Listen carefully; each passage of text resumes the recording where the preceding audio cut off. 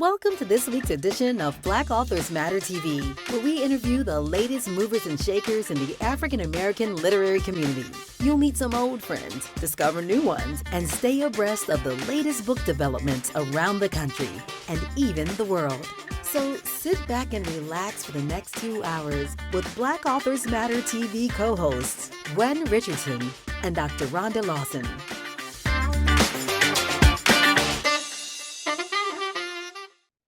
Good evening and welcome to the October 1st edition of Black Authors Matter TV. I'm Gwen Richardson, your host for tonight. And my co-host is taking a night off. It's her anniversary night, so she is going out to dinner or is already out to dinner with her beau. And they're not married yet, but anyway, this was their anniversary, so they went out. And so she will be joining us next week on the show as usual. We have an amazing show. I just want to make people aware. If you're not already aware, the National Black Book Festival, you should be. It's going to be awesome. If you hope you have it on your calendars, we want to see you there. And it's just going to be amazing. So we're excited about that. So we have a couple of housekeeping notes before we bring our first guest on. We have a book to give away. We have 2 videos we're showing. These are people who want to make you aware of their work and they want to inform the Black Authors Matter TV audience about it. So we're going to be showing those after this first interview. So our first guest is a professor. He's a professor of history, and he has a new book called The Great Black Hope. Some of you may have heard of the phrase The Great White Hope, but his book is called The Great Black Hope. And it's about athletes, specifically Black quarterbacks. So his name is Professor Lewis Moore, and we welcome him to Black Authors Matter TV. Thank you for having me.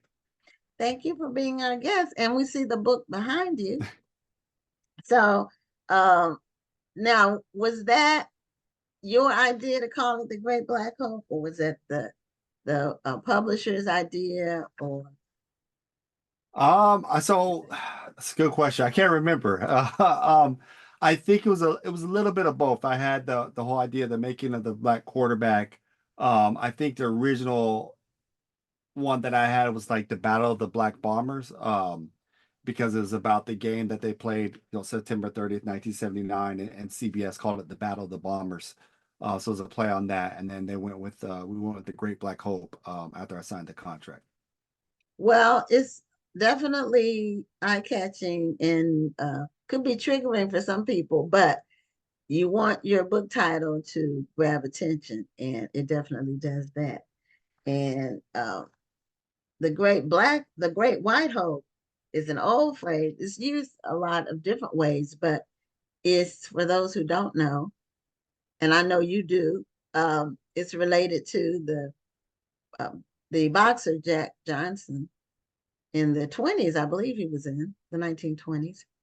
And was it the 1920s or the so he was the heavyweight champion from 1908 to 1915. So yeah. Oh, okay. So it was even earlier than that. Okay. So I knew it was like, early 1900s.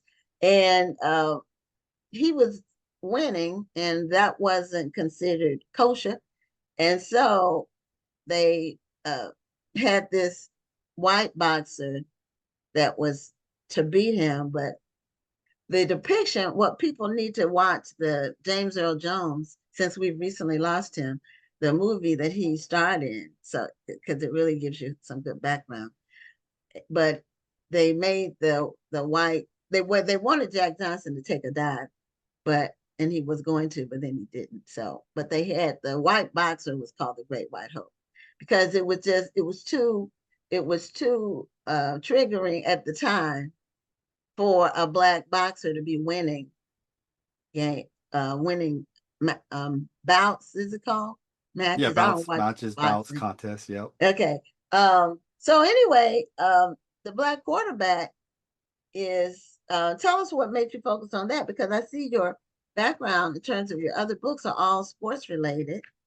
And what made you you talk about boxing. In fact, your first book, I Fight Yeah. for a Living.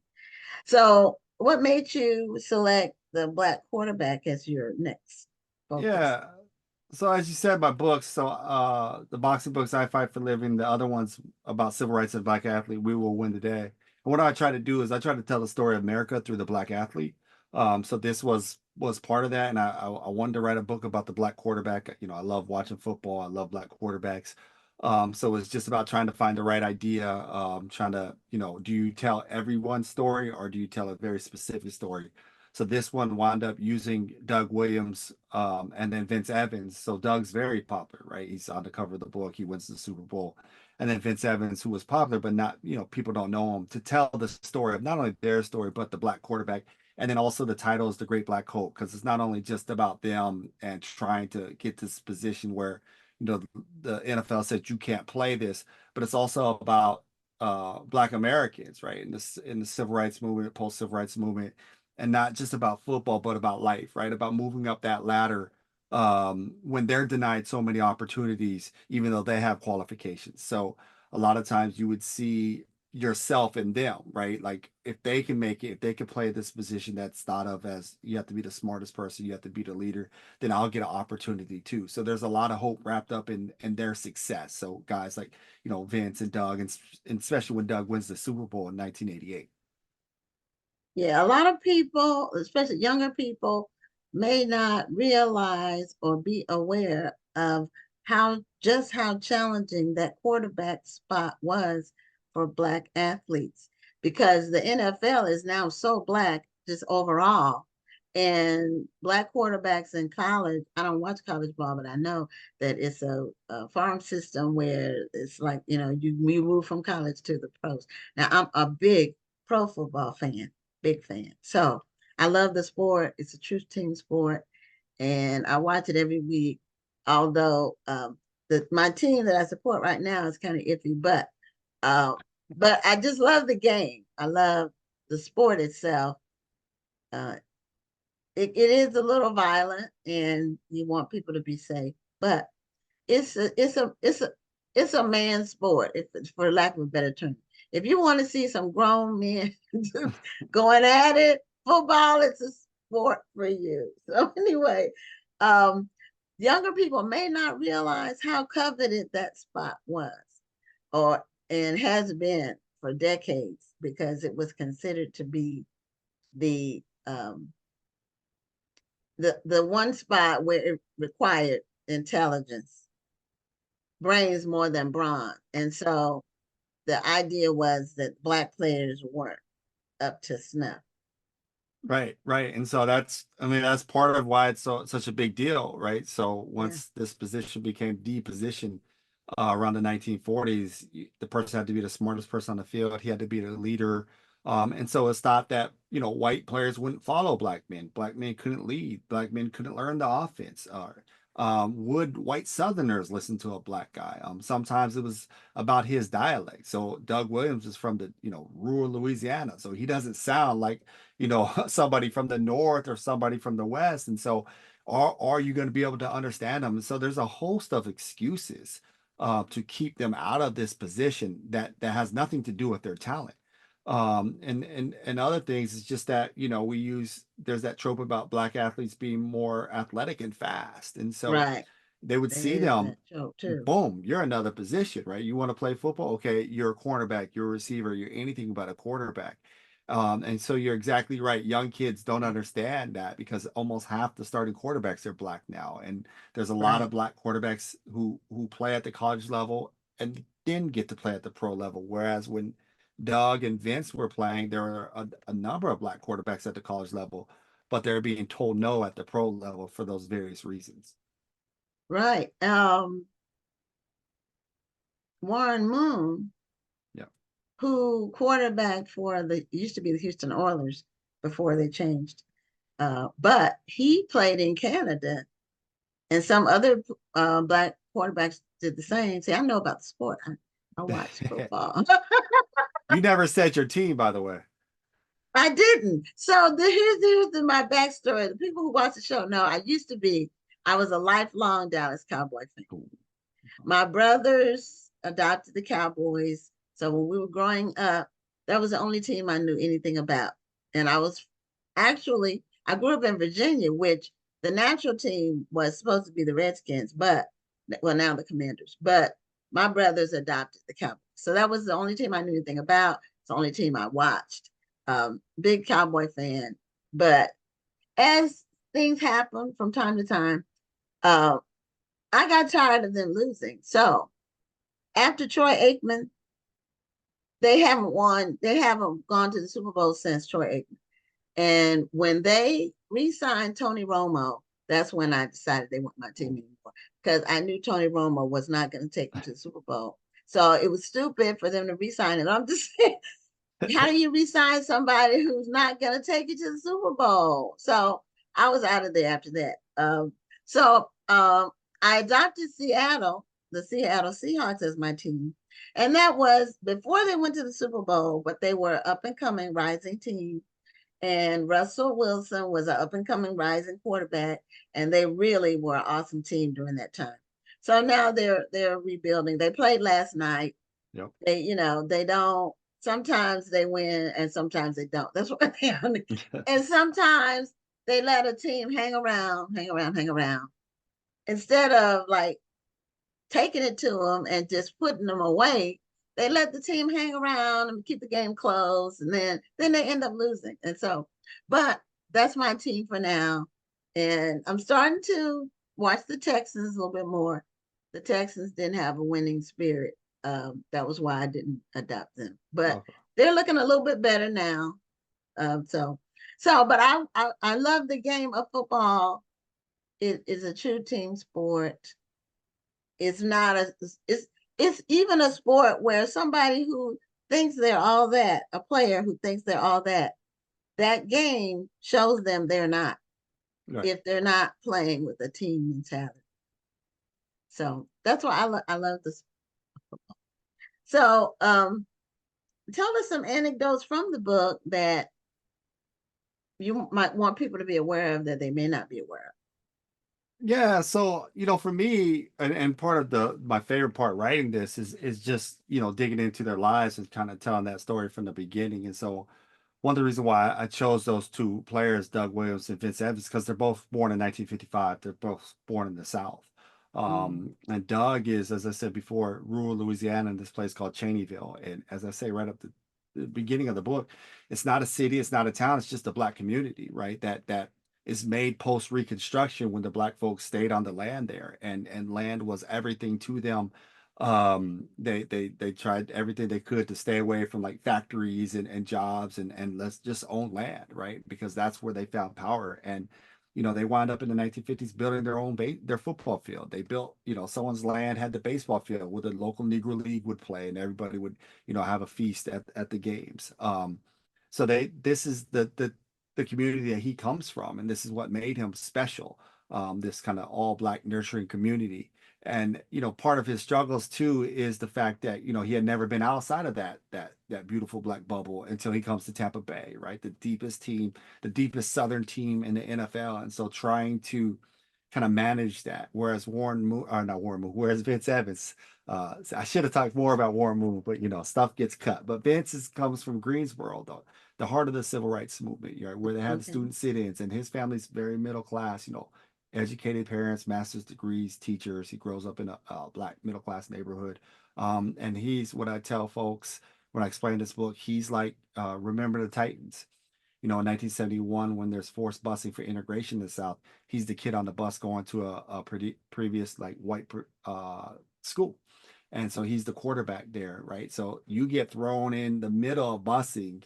He's not the linebacker like we saw in remember the Titans. He's the star quarterback. And so the expectations of surrounding him about race in the community, because that's the first time football season is the first time a community gets to see, is integration going to work, right? And he's in if there's football fans out there listening, he plays in the single wing in high school, which is an outdated offense then as it is now, more of a runner than a thrower. And by sheer like this idea that I want to play quarterback at the college level and at the pro level, he transforms himself into a professional quarterback. It's an amazing story.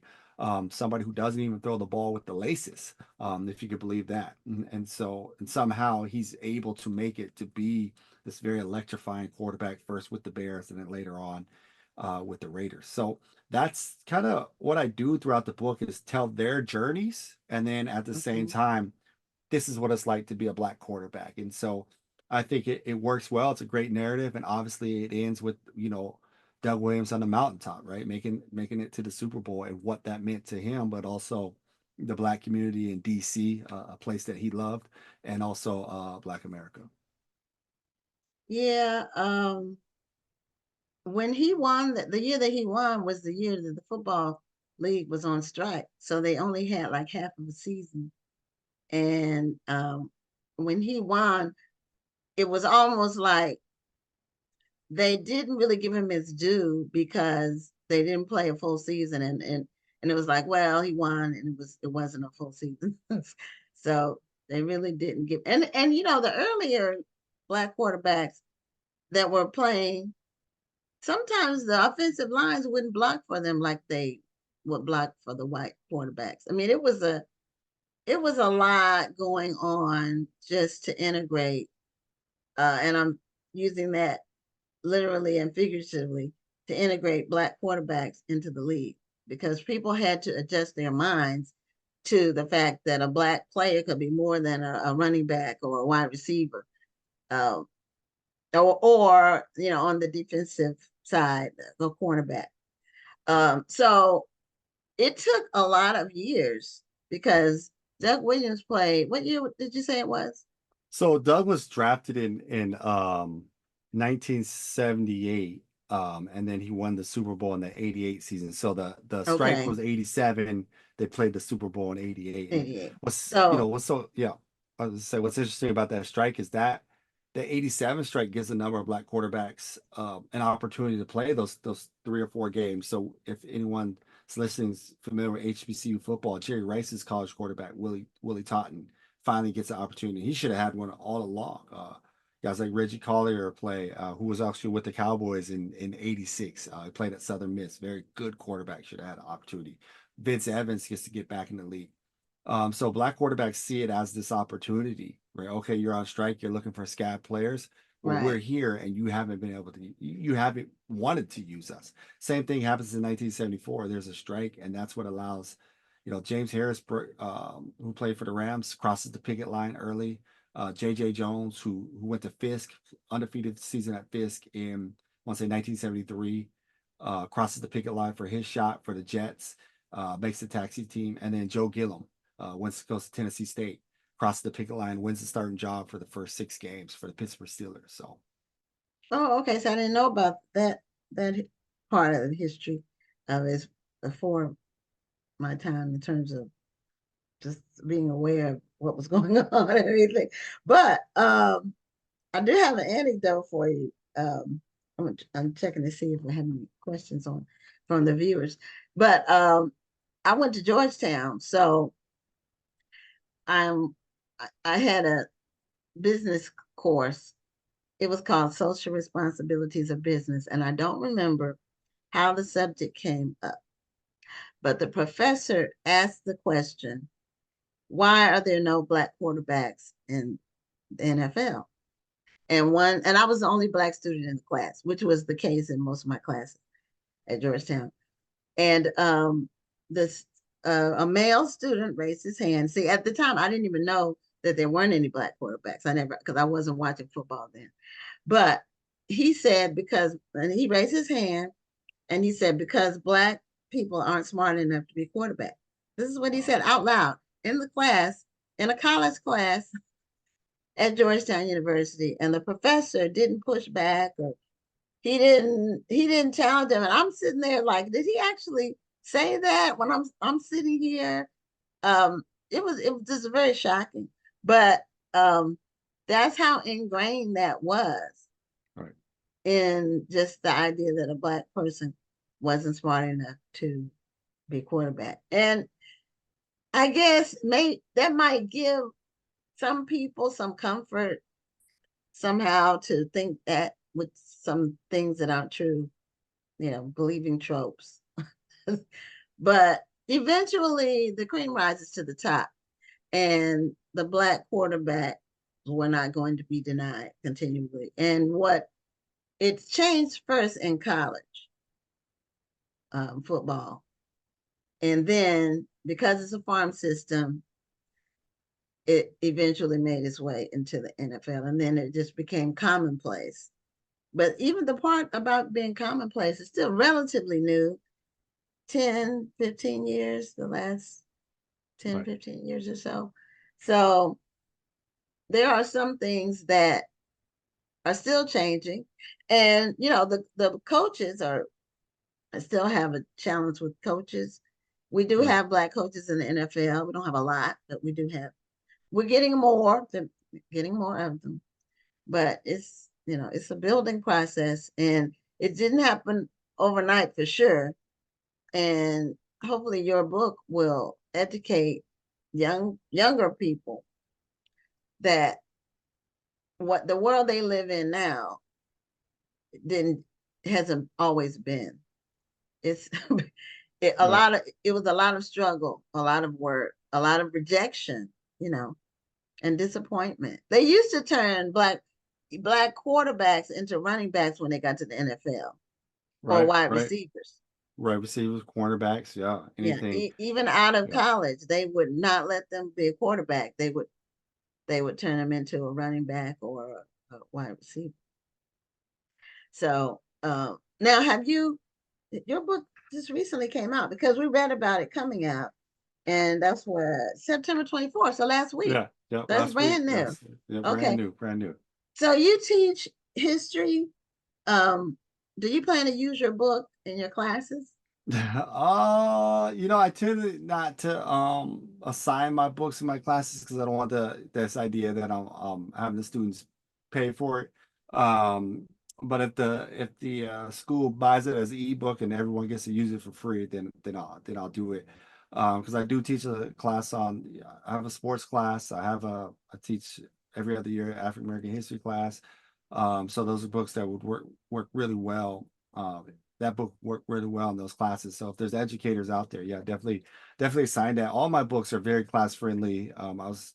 Last night I did a Zoom with a classroom in New Hampshire. They used my I Fight for a Living book. A lot of classes use the Civil Rights of Black Athlete book, the We Will Win the Day. So I can imagine other professors adopting it into their classroom or in the high school level. It's a very readable book. So now, what team do you like? It's a tough question. So I'm a free agent. You're a free agent, I you like like the watching black sport? quarterbacks. Yeah. So I like Okay. Mahomes. I like Lamar Jackson. Since we're out here in Michigan, I'll start watching the Lions a lot more now that they're good. Okay, yeah, they So beat my team last night. yeah, we I was did. We did. We did. It was disappointed. close. It was close. See, well, it really never was close, It because was, yeah, whenever you're coming from behind trying to catch up, the clock is going to be, you know, your enemy. And if right. you either have to match the team, touchdown for touchdown, or at least be in it.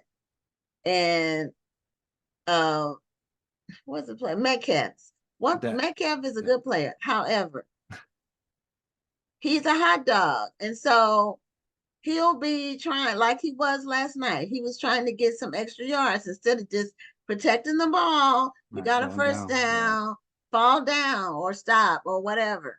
He's trying to be on the highlight reels and get some extra yards, and then fumbles, and then the other team gets the ball. And didn't they run it all the way back for a touchdown? Or they got all the way, they got close to a touchdown, and then it was just a matter of time. Yeah, it was So 14-0, but they were one score away in the fourth quarter. They just couldn't sustain a yeah, drive. but it was Yeah, only like a few minutes left. It wasn't enough right. time. Yeah, It's nope, like everything has to go your way when you do it like that, and right, normally it doesn't. Not when you're playing a good team. right. You But they'll know be okay. Seattle will be okay. they will, They have a but are black they court. They going to have a the black quarterback, so playoff? they'll be fine. Yeah. Yeah, but I don't know if they'll get there with Geno Smith, Oh because no. he's like he's on the end of his career. He's not an up and coming. He's He's not a not. rising star. He's like a veteran that never didn't make it all the way. I don't. Right. It I, was what he said. They tried to write me off, but I didn't write them back. And so, Yeah, he did. I mean, he's hung in uh, there. but I don't know if they can make it to really, if they can win a playoff game with him. Yeah, we'll see. We'll See, see. that's what we have to be on the lookout for. So, but so Grand Valley State, that's where you teach. Where's Yep. that exactly? That's in Grand Rapids, Michigan. So about 2 hours from Detroit, 2.5 from Chicago, right on the west side of the state. Okay, is it an HBCU? No, no, no, no, no, no. Okay, We not at all. You said not. not at all. Not at all. Not even close. Well, But Grand Rapids but would be an odd place to put one. yeah, Uh, yeah. for sure. Chris Paul a couple years ago had a jacket made with all the HBCUs on it, and he accidentally put Grand Valley State on there. Oh, okay. But It it has is a name that sounds like it right, could be a HBCU. That's right, why, right. because there's another Valley State that is Fort a Valley. So he meant to have Fort Valley State on his jacket, and okay. his designer put Grand Valley State on the jacket. And so, Oh, okay. yeah, Okay. no, Well, not at all. Not even close. yeah. So when you teach sports at the university where you are you teaching it? Are your classes mostly Black students? Probably not. If it's No. or how is that? So I teach two different sports classes. I have one class is just it's about American sports, and then there's one on the Black athlete, which is a diaspora. Like we talk about Africa, we talk about Black athletes everywhere, like Great Oh, Britain, okay. France, Brazil, and then we hit the U.S. the second class. That used to be so it's in history and African American studies, and it used to be I would say 90% Black, and then we just kind of lost a lot of minors, African American studies minors, and so the class isn't as much anymore. It's half and half. But that's probably like if you take a class like that, or my African American history class, if you're a Black student, it's probably one of the few times where you'll be in a class where at least half the people look like you. So yeah. So Okay. it is interesting. Sometimes you do teach this history to. I mean, everybody's history is for everybody. Yes, it is. So it's good for these folks, especially at this school. They come from a lot of suburbs, but a lot of small, rural farm towns. And so when you're able to, the beauty about teaching sports history is that you could talk about a lot of difficult subjects, and they don't know you're talking about difficult subjects because you're talking about sports. Just So we can talking talk about about sport. race, ethnicity, gender, a lot of things, and but it's through the lens of sports, and so it's a little bit easier for people to digest. Okay. Well, Professor Moore, thank you so much for being a guest on Black Authors Matter TV. And we want people to go out and get your book, The Great Black Hope. And congratulations on publishing it and Yeah, having it thank you for out having in me. the world. Okay. Thank you very much. Have a great evening. All right, you too. Bye. Bye-bye. Okay, I did mention at the top of the show that we have a couple of videos that we're going to be showing. These are videos from people who want to make our audience aware of their work. And I think one of them is actually going to be at the National Black Book Festival. So that's going to be about 4 minutes, and then we'll bring on our next guest. I remember my mom packing us up, and we took a taxi and picked up my sister. I remember us picking her up from school and going to the Greyhound bus station. I asked my mom where we were going. She said, oh, we're going to Detroit because Stevie Wonder sent for me. My aunts and uncles would come and say that she needed to go to the hospital, but as children, we didn't realize anything differently about our mom. So going to Detroit didn't seem unusual. We got to Detroit and checked into a hotel that night. It was some hours later, a man drove us to basically what was a homeless shelter. When we were in Detroit, we lived in this rundown, horrible, infested building. My mother was not a smoker, but in Detroit, she smoked. One night, she told us, me and my sister, to go and get her cigarettes. And we knew the store on the corner. She gave us money and we left. It was almost 10 o'clock at night. I was 4 years old and my oldest sister was 6. Even to think about that today is kind of absurd. It just seemed okay. We were just obeying our mom. The door was locked, but there were people in there, and we knocked and tried to get him to let us in. And the 60s weren't a very kind time. We set out to find another store. We began to walk and wander. After some moment of time, we came upon a store. We got the cigarettes. At that point, we began to walk back and realized we were lost. Didn't know the street, didn't know the address, just didn't know even which way we had turned. There was a crowd of people.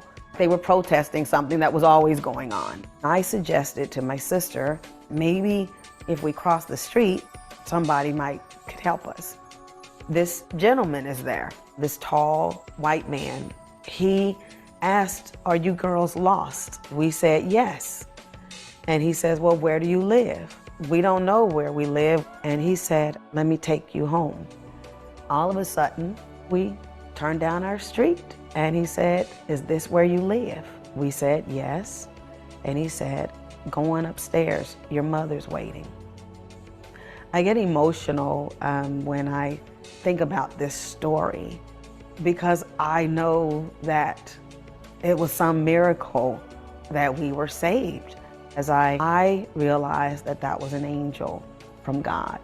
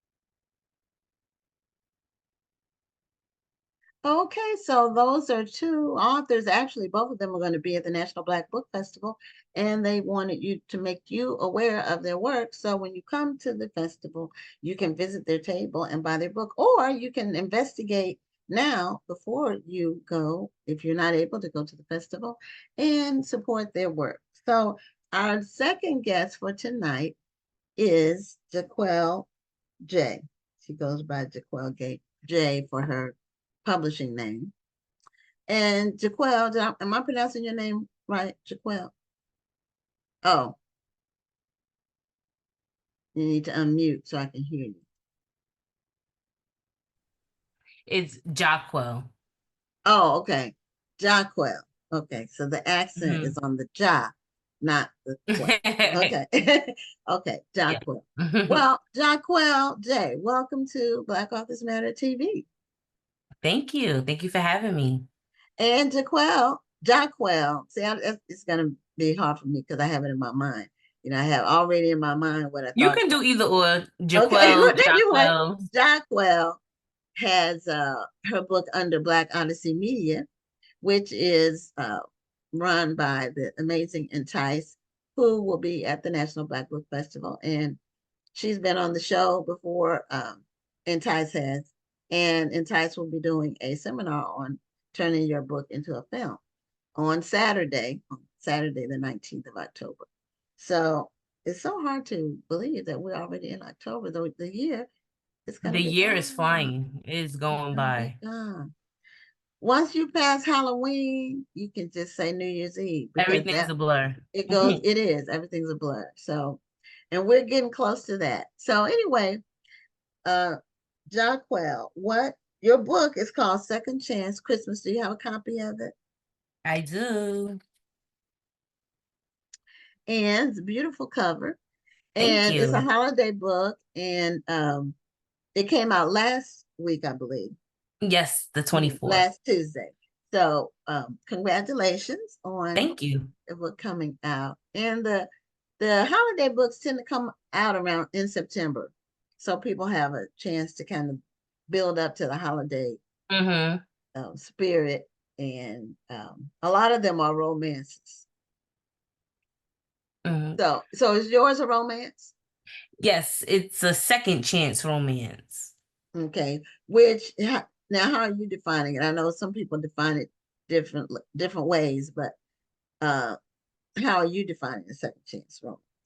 Well, the characters, they were together when they were younger, and then something happens where it splits them apart, and then they end up coming back together. So my definition of second chance romance is when you've known somebody already, and then it happened, you reconnect again, and then you get the romance. More likely high school sweethearts, college sweethearts, those kind of things. Okay. Those are my favorite kind of second chance romances. Okay. So somebody you knew in high school or college, and does it mean that they were in a relationship during their younger years? Yeah. Together. Usually, yeah. Okay. All right. And then life takes them in different directions. And then, so tell us about your main characters in your book, the him and the her. Okay, so the main characters are Faith and Rome.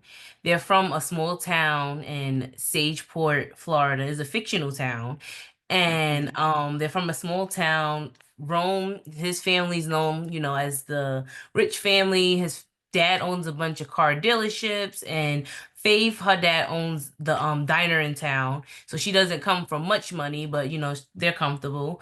They're together in the book, and they have a whole plan. She's gonna go to New York. He's gonna go to Georgia for a football scholarship. But something happens in the book. Tragedy happens in the book that actually splits them apart and sends them both going in different directions for 15 years. So they don't reconnect until 15 years later around the holiday time. Okay. So in the interim, in the 15 years that they were apart, without doing spoilers, without giving too much of the story away, do they marry other people or? Well, Faith, she gets married. She has 2 twin girls, but then she gets divorced. So she's a fresh divorcee. And Rome, he kind of, stayed. So I don't want to give too much with him, but Right. Don't give yeah. away the plot because you want people to read it. But Faith, she moved on. She had a whole life. She lived life, and then, she got a divorce. So now she's a single mom of 2 girls, and she's facing spending the holidays by herself because she has to split custody with her ex-husband. So that is another issue in the book that she faces. Okay. Yeah, spending the holidays alone is, not good. There's a lot of suicides during the holidays. Yeah. Being alone during the holidays are family time, for families to get together.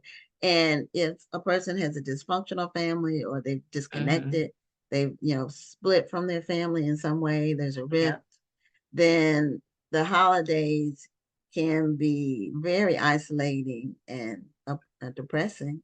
Yeah, and then it doesn't help every time you turn on the TV or you go on social media, there's something with family, a commercial geared to family. So yeah, it's tough.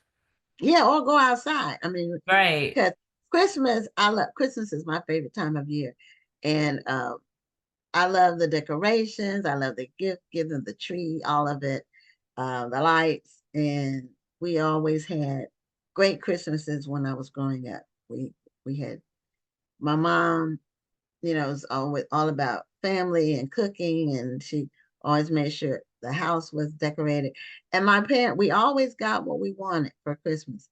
And I don't know how they did it, but they would hide the gifts. I never knew. My parents didn't wrap the gifts that we got. What happened, the way, every family is different, my parents we would go to bed, and then when we wake up in the living room or wherever the den or wherever they put our gifts, each of us would have like our stuff would be together in a chair, a part of the sofa or whatever. And we never heard them do it. We never heard a sound. I guess we were asleep. We would get up and the stuff would be there. And we always got what we wanted. And so Christmas, it was always good. I always tried to make sure my daughter, had similar experience. She's a grown woman now, but I hope she does the same with her children. Because really, Christmas is for kids, really. Because that Christmas memory that you have as a kid, be it positive or negative, it carries through your whole life. Yeah. It really does. So, what other books have you written, or is this your first book? No, I've written about over, I want to say I'm at 100, I want to say. Probably a little bit over. 100? Are they published? Yeah, they're published. 100 books? Why did you put that on your bio? That's a major accomplishment. I know romance writers generally write a lot of books. The books tend to be shorter than a full novel, and the plots are kind of similar, but that's a lot of writing. So when did you start? When did you get started? I started writing in 2014. That's not that long. That's only 10 years. Yeah. And you've written 100 books. Okay, are they all books, or are they some of them novellas, or I have some short novellas, but stories? majority of them are full stories? books. So do you write full time? If you're doing that much Yeah. writing, then you must, because you can't write that many books around a full-time job. You just wouldn't have the energy, So when did you know that this was going to be a full-time thing? I kind of got suspended from my job, and I was writing at the time, part-time. So I would write when I would come home from work, and I had ended up getting suspended at my job, and they were, it was a pending if they were going to bring me back or not. So I spoke with my husband at the time. He was my boyfriend at the time, but my husband now. Okay. And I told him, like, I think I really can do this full time. And he wasn't sure. He was like, I don't know. But in the end, he was like, all right, well, if you're gonna do this, then, do it. And once he gave me the word, I was just like, all right, I'm gonna do this. Well, that was good that he supported you and Yeah, he's my didn't biggest supporter. discourage you. Yeah, that's important to have a supportive spouse or partner, because you need the encouragement when you're doing something outside the box, especially. Yeah. Outside the norm and tradition. And if you have somebody who's not supportive, or like tearing you down or making you feel like Makes you it harder. can't, then it makes it a lot harder to do. So your first book, now, are you indie published, or these I'm under an hybrid. umbrella? You're hybrid. Okay. So your first few books, were they self-published? Yeah. They were self-published, and then I ended up signing to a publishing company, and then I published with them for a little bit, and then I left in 2018, and I've been self-published ever since 2018. So you write and release. Yeah, pretty much. And that's, when you are independently published, self-published, or whatever the label, because I'm an author and I'm self-published. And you can release books when you want to, however often you want to, or depending on if you're trying to do it for a living, you have to be putting a lot out there. Yeah, you have to be pretty consistent. Yeah, you have to be consistent, because you're relying on your downloads and purchases and the Kindle reading to put money in your bank account from Amazon every month. That's who you're doing it through. Is that who you're doing most of the work through? Yeah, they put money they put your money in your bank account once a month. Now, I don't know if all of my books I have 15, all of them are through Amazon. And I don't know if the date they put the money in the account is the same for everybody if they just do one big drop, or Mhm. if it's some kind of selection process where they decide who. But the money goes in on the 29th of the Mhm. month for me. So is Same. that when, okay, same. Yeah. So that must be the drop date. They do that direct deposit on the 29th once a month. And you know what you're gonna get. I tell people the thing about Amazon that I like is you can see your sales in real time, Mhm. and you can see how much you're going to get paid when they do the drop. Yep. So you know what's going to go in there. And now I don't know if you were with them, if you were with Amazon. I tell people Amazon used to pay in 30 days, but then they changed it to 60 days. I want to say for me, it's always been the 60, I The want to say. 60, they Yeah. used to pay in 30 days. Mm. When I did my first book through them, that was so my first book through them was actually my second book. Mhm. My first book, I had it published through a printer, like Mhm. where I did it myself. I had somebody do my cover and all that, but it wasn't. Now it's through Amazon too, because my publisher slash printer, they went out of business as a result of COVID.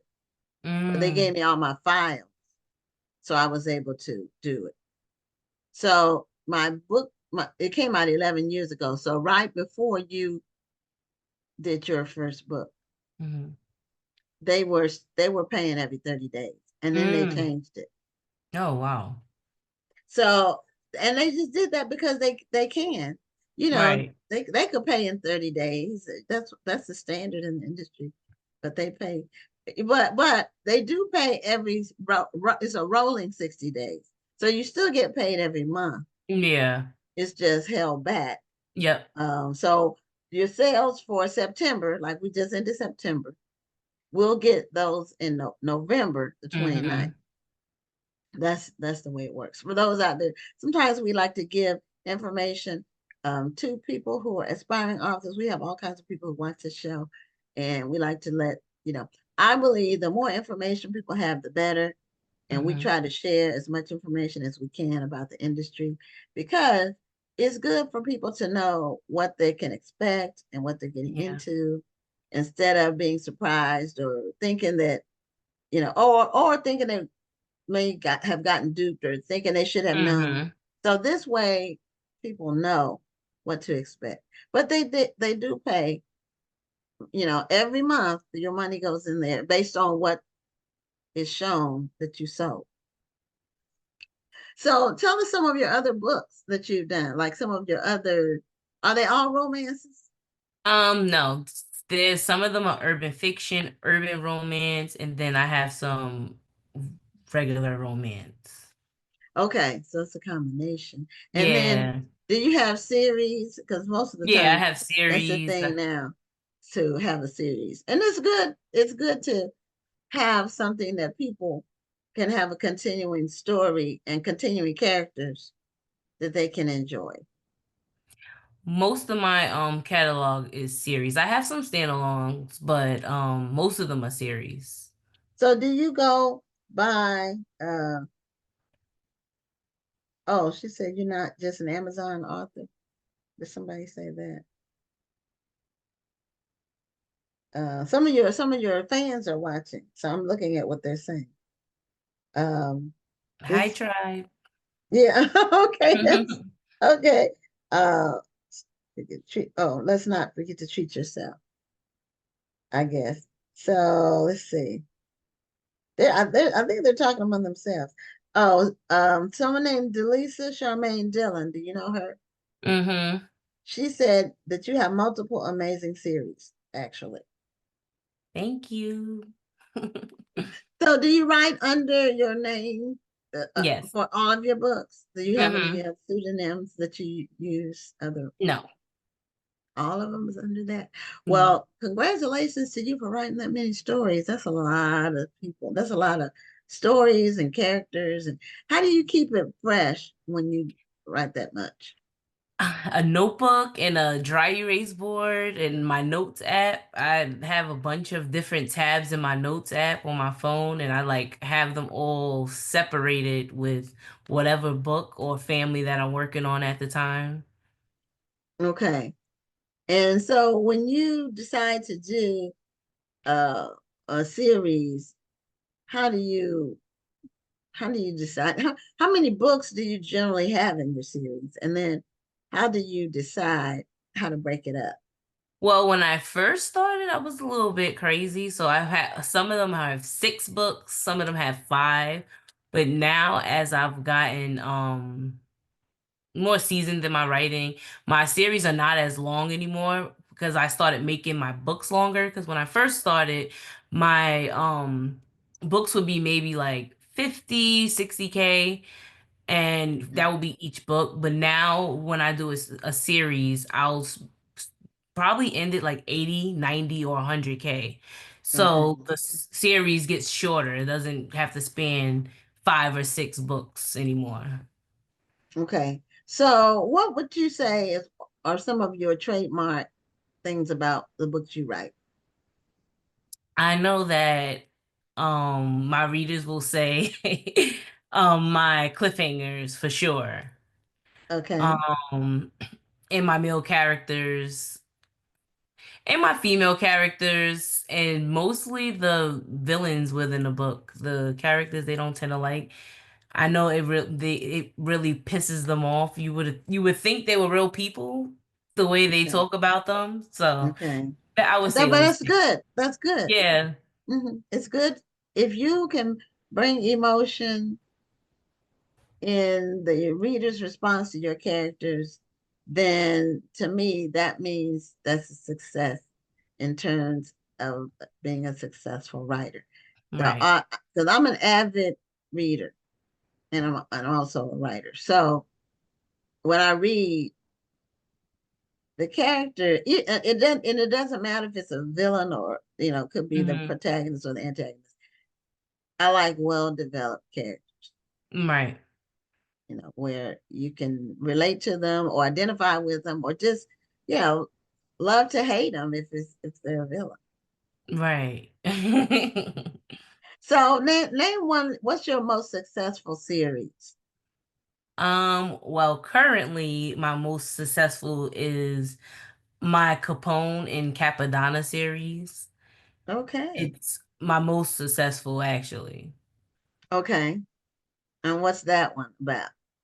It's about 2 twin brothers. One gets sent away to prison because he takes the fall for his brother, and the other one ends up building their drug empire and their whole empire legally and illegally. And it just has a bunch of different drama, different characters interconnect. Is a lot. Okay. And what series is that called? Capone, and Okay. it's a spinoff, and his brother is Capadonna. So they Okay. each have a series. Oh, they each have a series. Hmm. Oh, okay. All right. And is that your urban Yeah. fiction? Okay. Okay. So how did you decide, like, okay, Second Chance Christmas is your book that just came out. Hmm. So authors who write like you do, like who are prolific, they always have 1 or 2 books in the can that haven't come out yet. Hmm. So how do you decide what's going to be the next story that you tell? Like the current events have trigger anything? Is it something that you see on TV, your neighborhood? Um, It how do you usually decide? just comes to me random, and it's gonna sound like, how does that happen? But I get my best ideas when I'm driving for some reason. So I've sometimes Interesting. been driving somewhere, and I'll pull over to the side, and I'm just in my notes app just writing because something just popped in my head. A song came on that gave me an idea, or something like that. I don't get to watch much TV these days, so usually it's music or if I'm driving that will give me an idea. Or if I'm talking to my husband about something, he'll mention something and we're in the middle of a conversation. I'm just like, and I'm just writing down my notes and getting it all together. So that's usually how I decide what's coming next. Oh, okay. Well, everybody gets inspiration from different things. Somebody has said something that's oh, Katrina White says it's a must read. I guess it's your Capone and the Oh, other name, the hi, series. Katrina. We love the Delgado twins, somebody said. Shannon Parker said we love the Delgado twins. And you make the character seem so real. That's what your fans are saying. So how did you get with Black Odyssey Media?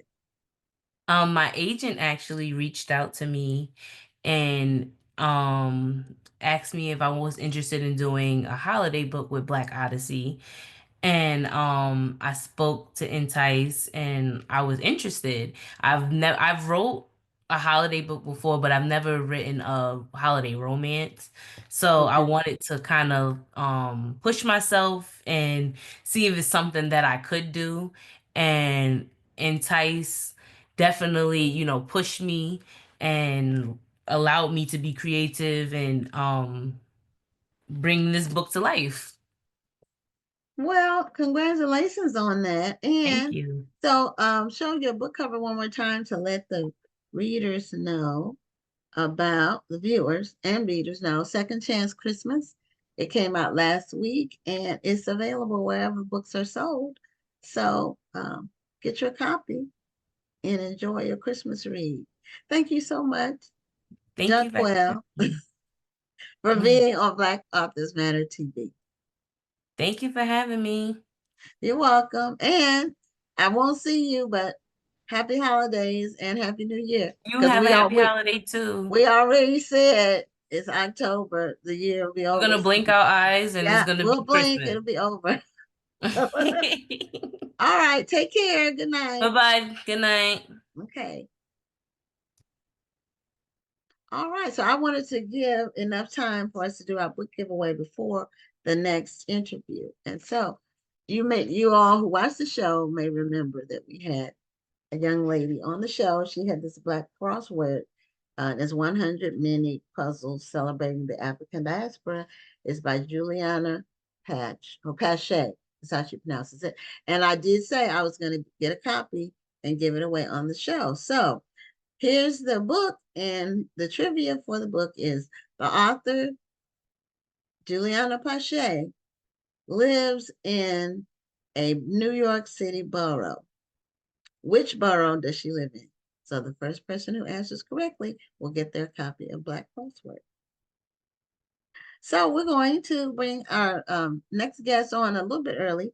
His name is Bill Whitfield, and he has a book. I thought it was apropos just because those of you who keep up with the news know that we recently lost Tito Jackson, one of the original members of the Jackson Five.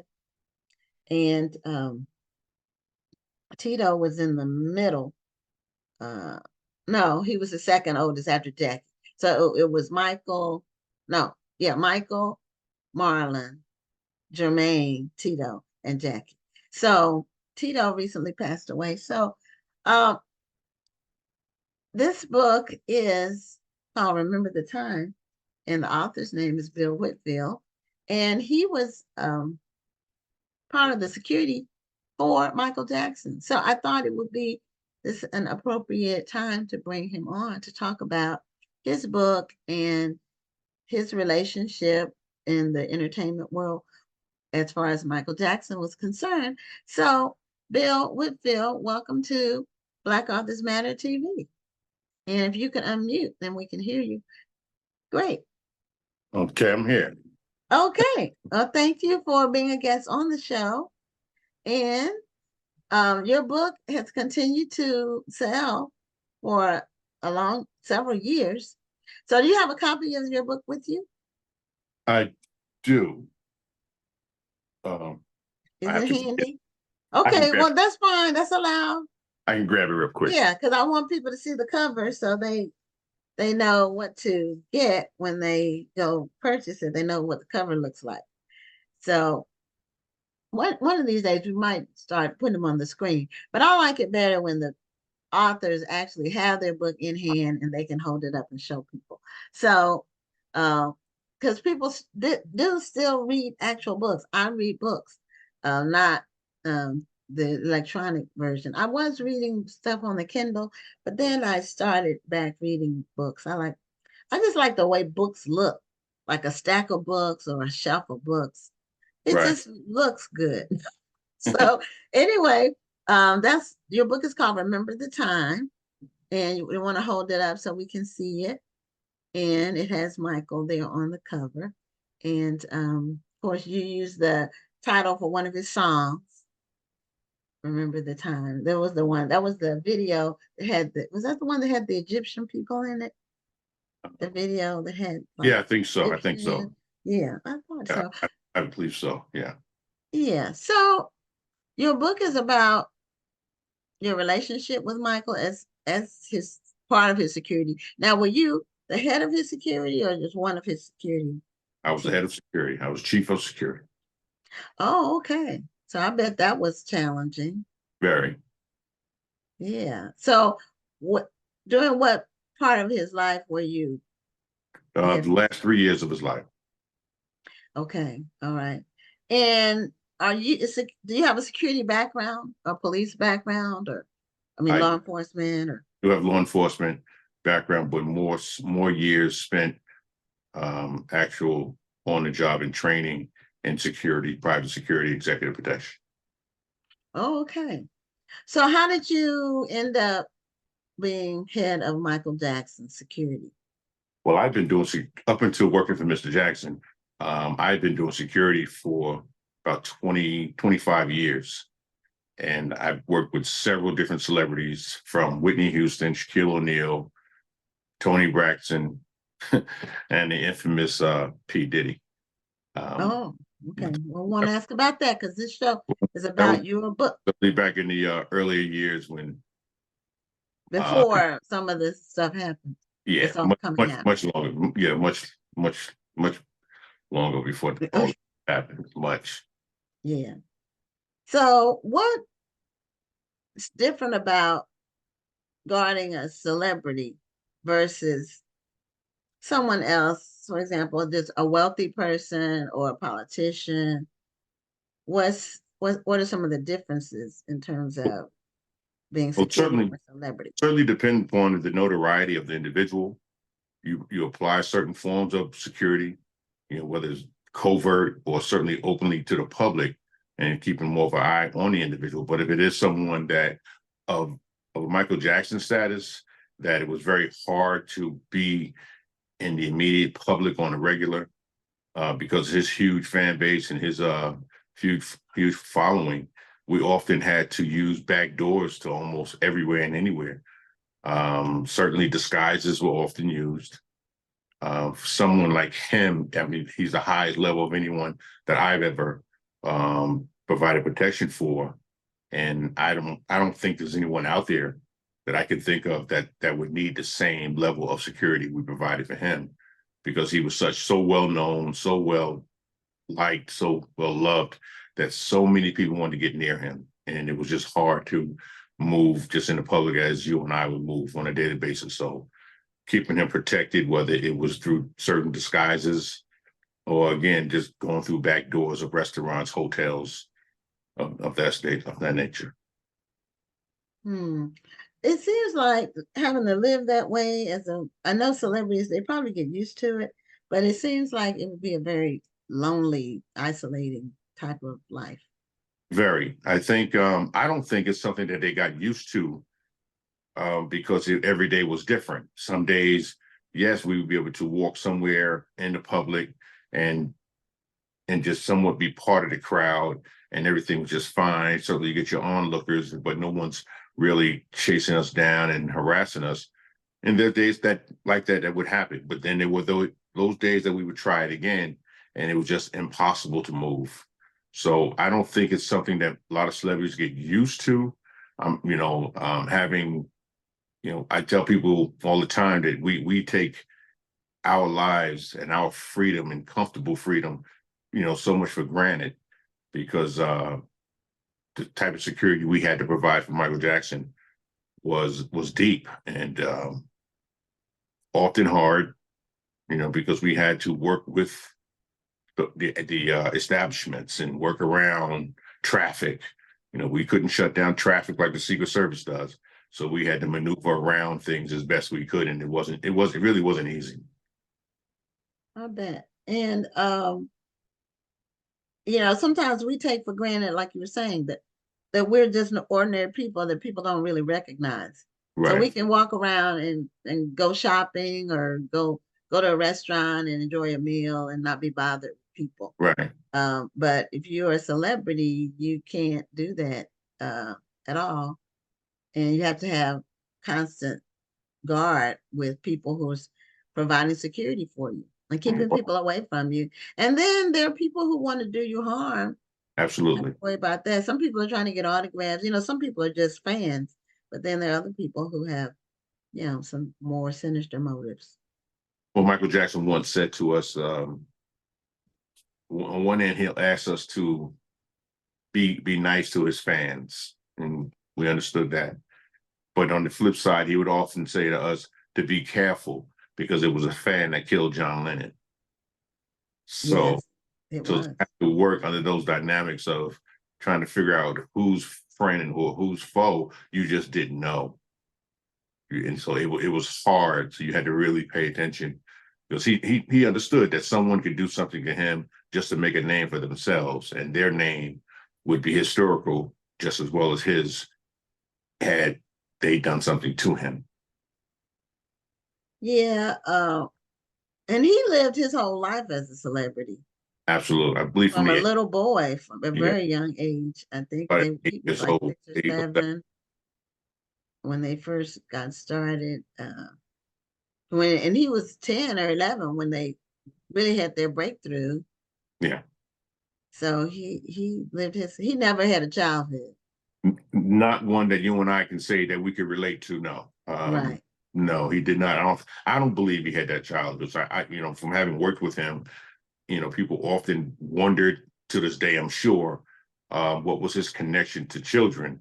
But one thing I personally witnessed the conversations he's had with children, and all they would talk about is new movies coming out, special effects, and remaking different movies.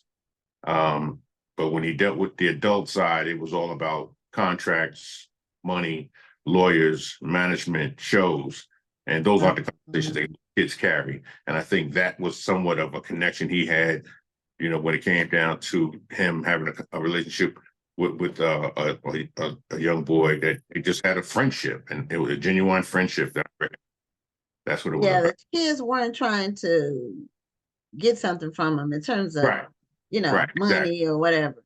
Right. Yeah. And that's something that makes sense in terms of just, we're all human, even though he really had superhuman talent. Oh, he definitely had a talent that was beyond things that I could have seen or imagined. I was told by a producer that Michael Jackson was the only one that can actually see music notes. And that was interesting. He said he can see notes. A note can play and he can actually see it. He was a genius. He was. I saw there was a documentary, and it might still be playing on cable. This is recent. It was Thriller. It was the 40th anniversary of Thriller. Yeah. It was a documentary. Yeah. I haven't seen it yet. It's really worth watching because it showed how meticulous he was about music that he produced, every little detail. Oh, yeah. And it showed how they made the Thriller video and just the song, how and I'm a music lover, so but I learned some things even about that. The guy who, like, I don't know what the technical term is, for it, but it's like the engineer, the person who did the mixing, and he was talking Yeah. about the beat that they put at the bottom, and then they added something else on top of it, and then added something else on top of it. And when you hear the song, you don't hear all those different parts of it unless you really are a musician. Right. Just a music lover, you just like Right. the whole thing. But and when he did the Thriller video, that was really groundbreaking and revolutionary. He was a perfectionist when it came to his art, music, and performing. I know a lot of dancers and choreographers, they loved to work with him, but they dreaded his perfectionism because they would have to do things over and over and over again. So, but he was a perfectionist, and that was his art. Right. Yeah, there was a group of, I think they were brother and sister. It wasn't on Thriller. Well, it was on the documentary, but it wasn't on the song Thriller. It was that song that has that rhythm, like African wording in it. I forgot what song it is, but they were singing the background for that part of the song. Oh, Mama said, Mama Samba. Okay. That Yeah. part. They Yeah. said, and they said Michael told them to sing that. And they said, well, what is it? What does it mean? He said, it doesn't mean anything. I just want you to sing it because the rhythm of it, it works with the song. I thought that was amazing. So they said they sang that part. But they asked him, what does it mean? They thought it was a different language. And he said, no, it's just, it doesn't mean anything. I just want you to sing that for the song. I thought that was interesting. So now the later years in Michael's life, he wasn't really performing as much, was he? No, when I started working with him, when he just returned back to the States, that was December 2nd, 2006. But he did come back to the States to start headlining. And I believe Vegas was the destination for a possible building of an arena specifically for him. And he was going to perform in Las Vegas. But due to some legal issues, the show was changed to take place in London. Okay, and it seemed like when I saw, and this was years ago, like when it was close to his death, he was practicing, he was rehearsing with some people to put on a show somewhere. I don't remember where though. But that was the This Is It tour in London. Yes, that's what it was. And they had filmed him rehearsing with people and getting the choreography together because he was involved in all of it. Right, absolutely. Yeah. So did you have much interaction with his brothers? With his family, no.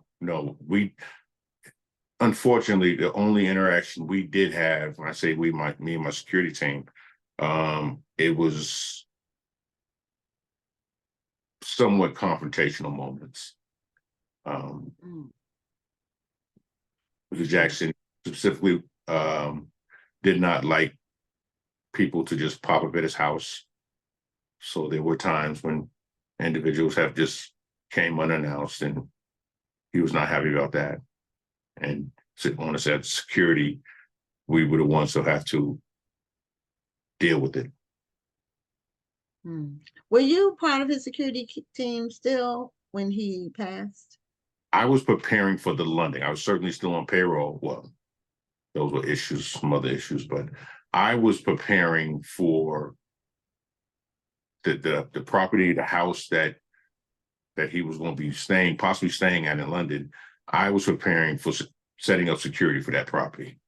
Okay. So I was certainly preparing to go with him as he insisted that we go, but there were just some legal things, contractual wise, that me and my team needed to deal with his management about. So we were not on the scene, but we were still taking care of the property here in Las Vegas. Okay. So do you live in Las Vegas now? Yes. Oh, okay. All right. Now, are you from Las Vegas? Absolutely not. Okay. Okay, where are you from? New York. I was gonna guess New York, but I didn't want to be presumptuous. So you kind of have a little New York. I still hear it. Um, I'm I was in New York recently for the Harlem Book Fair. So that was September 7th. I was Oh, there that weekend. So okay. Okay. yeah, I had not been there in many years before that. And so it was just a weekend trip. It was quite eventful. Yeah. Interesting. Yeah. Miss New York. Yeah, you do? Oh yeah. Yeah, I guess if that's like you've lived there a long time and you're from there, uh, You I know, you think it's said, yeah. different. It's Oh, different. big different. Oh, very different. Well, Yeah. Vegas is a different beast too. Well, yeah, Vegas, I've been there. Let's see, we were there for a week as a family trip several years ago and loved it. It was just hot as heck because we were there. I think we were there at the end of July or the beginning of August, and it was like 115 during the day. Oh yeah. And even at night, it barely broke 100, like being under 100. Yeah, So, but it's a lot to do. There was a lot. always something going on. Yeah, I enjoyed Vegas Always. trip. And we went to the Hoover Dam, did Okay. that tour, did like Oh, a boat thing. So we did a lot. Went to a show. We saw Gladys Knight and who else? Oh, the comedian George Wallace. George Wallace. Wow. Okay. He was performing, so we saw those two shows. We really enjoyed it. So, as far as security work for Michael or other celebrities, what do you like? You've been doing this a long time, so you must like it, or you just sometimes people do things because it's a good way to make a good living. They don't necessarily like it, but do you like doing security work? Well, it's a career in which I've studied, I've been trained, and I'm educated in. So, like with anyone else that has a job, whether it's at the post office or police officer, you've got to find something about it that you do like, especially if it's something that you received hours long training, um, and you've been committed to doing it for so long. So it's something that I feel I'm good at, and I'm one of the best at it. So I have my moments of feeling that you escort a client from point A to point B, and point B being home, and they're safe. Your job is done. So you get some form of gratification out of that. Now, regarding your book, Remember the Time, um, what's what aspect of you doing the work for Michael do you cover in your book? Like, how does your book? It looks pretty thick. Well, yeah, 300, I think 60 pages. Yeah. Uh, So what? How does the book open, and how does the story unfold? You don't well, the have to book, tell us everything because we don't. We want people to buy the book, but tell us what you talk about in the book. um, the title of the book, "Remember the Time: Protecting Michael Jackson in His Final Days." Um, Certainly, "Remember the Time" was one of his big hits, but for us, we were remembering the times that we had with him, and so our book is based on Mr. Jackson, which we've always recognized him and called him Mr. Jackson out of respect, um, to being our boss. Um, but the book was we decided to write the book based on who he was as a man, as a person, as a father, as the person we got to know deeply. I often said that I didn't know the King of Pop because he wasn't performing on stage. Certainly, he was doing a lot of rehearsing from time to time, being in a studio, whether it's elsewhere or at home. We've heard the singing, but our conversations was with a single father of three. So that was our conversation. So us being men, him being a man, and we just had manly conversations. We talked about all sorts of things throughout the world. So we got to know him on a personal level. So writing our book, we wanted to bring the light to a lot of which we don't think that the media and or tabloids have spoken on of him as a person.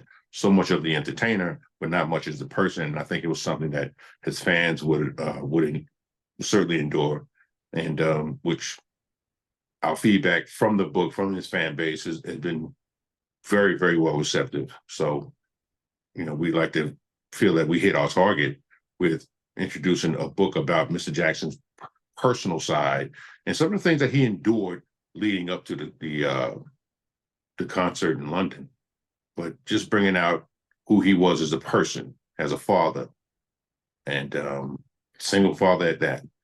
So with very little help. So, So that did was, you provide protection for the children too? oh, absolutely.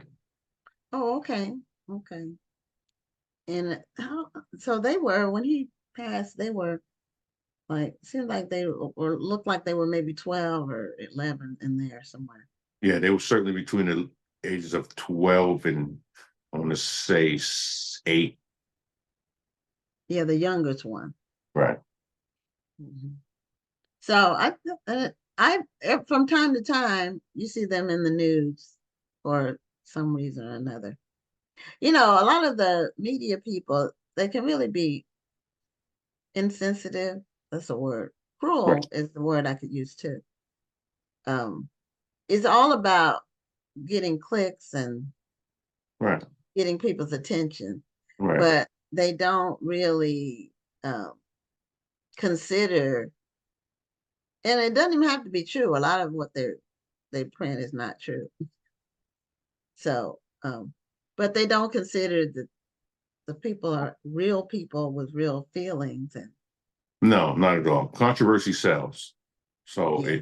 it didn't matter. I don't think they're out there to perform a job or a task for whatever type of money they're receiving, and they're going to do anything beyond, anything possible to get those shots that they try. I mean, we've had to actually point our weapons at the paparazzi to get them to leave. So, so we totally have seen it, or I've seen it. So we know they will be relentless. So we have to, that's one of the reasons why we had to move in covert levels sometimes without knowing. And is using that through disguises and decoys. So y'all use decoys too. Did you all use doubles? Did you ever use body doubles ever? For Mr. Jackson, we did. You did? Okay. Yes. I saw that in a movie, but Yes. I didn't know about, security work is a field I'm completely unfamiliar with, other than just what I've seen on movies or the news. But I do like, one of my favorite movies or series is something having to do with like the CIA or covert ops. Right. I like those kind of movies. So, right. But real life is different from us. I like the dramatic. I like a written drama. Some real life stuff to me is too real. Sometimes I rather have a fictionalized account or something a lot of times, because then it's not real people and nobody's actually hurt. Are you aware of the movie that we wrote? I'm sorry, that we produced based off the book? No, I'm not. Well, it's just it's amazing that so many people aren't aware of even our book and movie. We wrote a movie, Searching for Neverland. It's the name of the book. I'm sorry, it's the name of the movie. The movie, okay. I heard about the movie, but I didn't realize that they were related. It was related to the book. Yeah, it's based on. Was it in theaters? No, it was a Lifetime movie. Oh, it was a Lifetime movie. Okay. Yeah. Okay, no, and so that was based on the book. They just did a different title. Yes. Okay, no, I didn't realize that. See, I didn't have that in my information. I just had the information about the book. So I didn't know about the movie. So how did that go? How did the movie, how was it received, and how closely does it match up with what's in the book? Very close. I would say a good 90%. Okay. Very close. Okay. A lot of detail You know, the movie was supposed to be a 2-part series due to so much information, but due to funding restraints, they just made it into one film. Okay, so it was on Lifetime. So is it on any of the streaming services that you It's know on of? Prime right now. It's on Prime? Yes. Okay, well I can go look it up. Yeah. I don't normally have Prime. I don't do Prime out of Well, protest, so but on YouTube, I believe so. well, no, I actually once a year I do the Prime, the 1-year free trial, a 30-day free trial once a year. And right now I'm on my trial.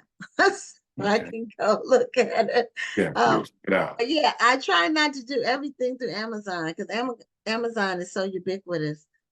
I try to spread my money around because Amazon is so monopolistic. It's really becoming that now. Right. And so, you know, it's convenient, but what happens with monopolies is once they become monopolies, then the service isn't as good. Your choices become more limited. You know, I don't like the idea that Amazon knows so much about consumer behavior. You know, like if you buy everything from them, they really know everything about you almost. So I just try to spread my information around so different entities get a little bit each one. Right. And so I'm not just captured by Amazon. Well, show us the copy of your book one more time so that people can see it. It's called Remember the Time. And the subhead is, can you give us a subhead? Remember the Time, protecting Michael Jackson in his final days.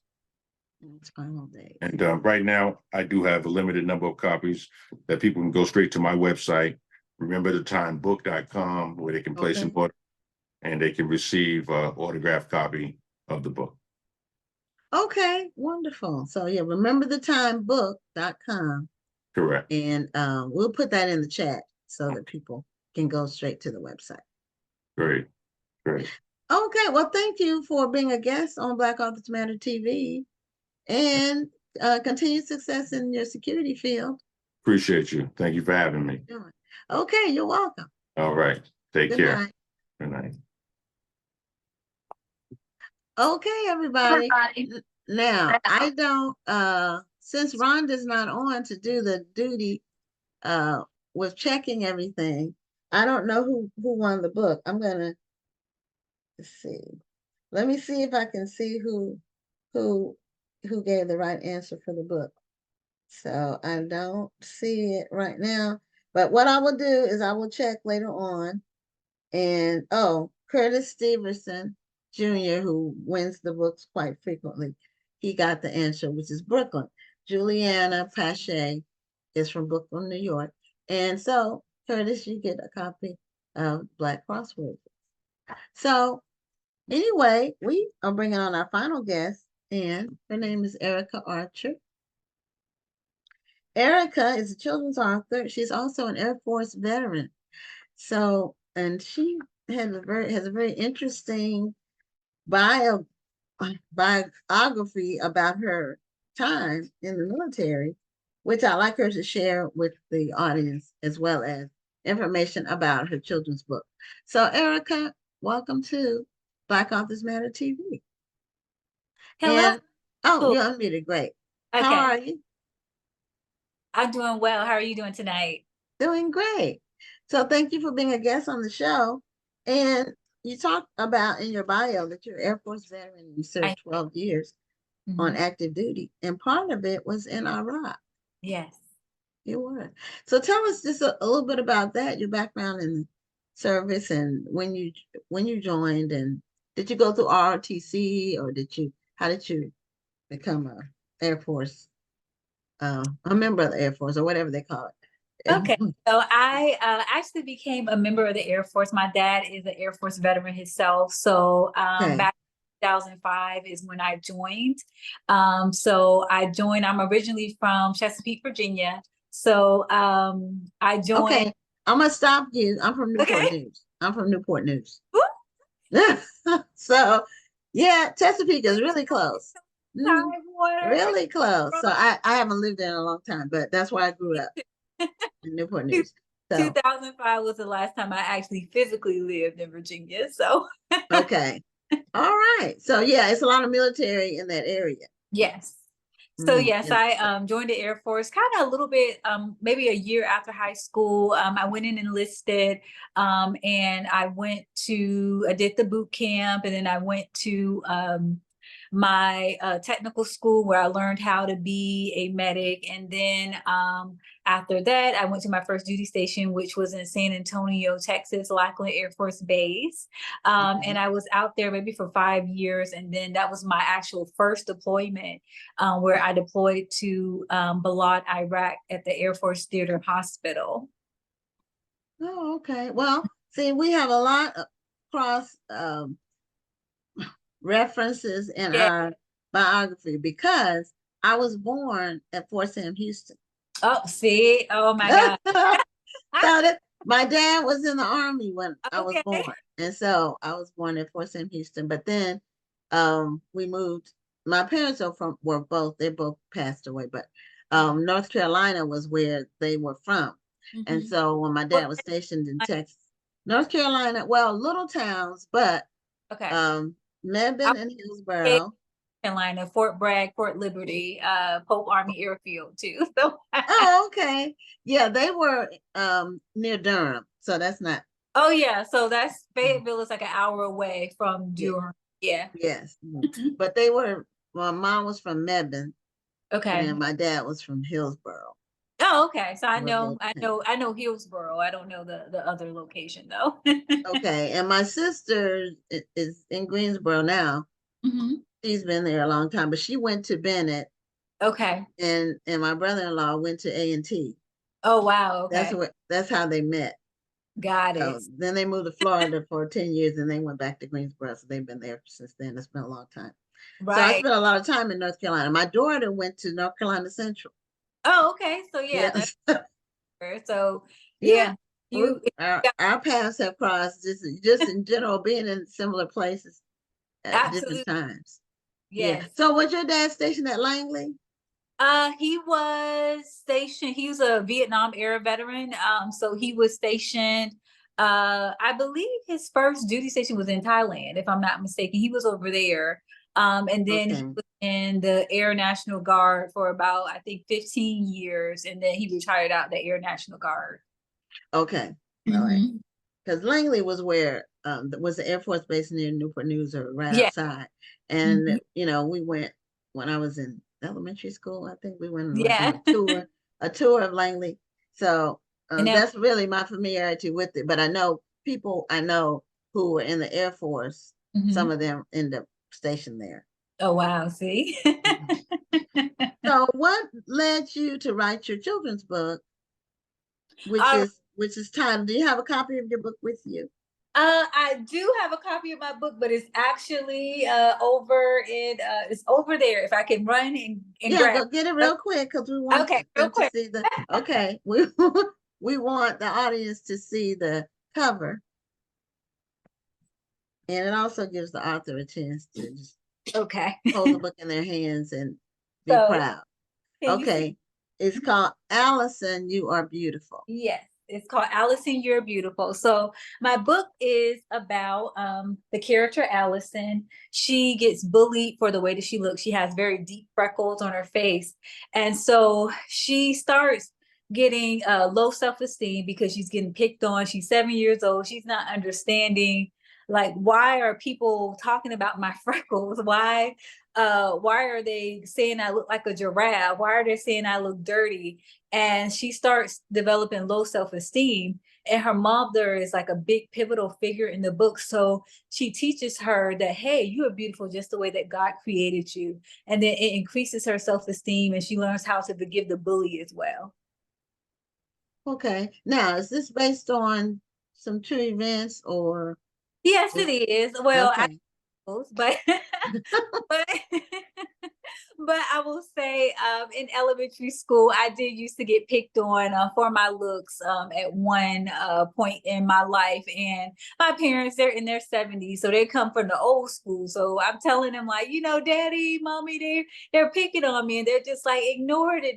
So, and that generation, they just learn how to tough a lot of stuff out. And, for me, it made my self-esteem diminish.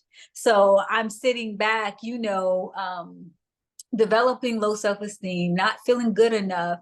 And the reason why I wrote the book is because I know when you have like low self-esteem, that it can literally change the trajectory of your life. If you feel low about yourself, you can choose, we tend to choose a lot of things from the level of where our self-esteem is at, where we can choose bad friendships, we can choose bad relationships, we can choose bad career opportunities and other things that we may even self-sabotage. Because let's say if someone said, hey, you know what, Gwen, I want to give you $100. They'll be like, oh, I know I'm okay. And it could be just because you don't feel like you're worthy of getting good things. Yeah, I think, well, I was going to say, I think all of us were picked on for something. Yeah. But I think there were some people who were bullies and some people who were bullied. Yeah. So, and I was so I used to get picked on because I was little. I was always little. I was skinny. I didn't weigh 100 pounds until I was 25. Oh, yeah. So when I was in school, when I graduated from high school, I think I weighed like 85 pounds, maybe 90 pounds. Yeah. When I went to the Air Force, I was 92 pounds. Okay. And so, in fact, in school, I wrote a paper my senior year in high school, because I was always writing. Writing English was always my best subject. And we had to write a paper about something, about ourselves or something. I don't remember why I wrote it, but I wrote that, in my paper that I was, sad that people would pick on me and call me names. My actual first name is Guinevere.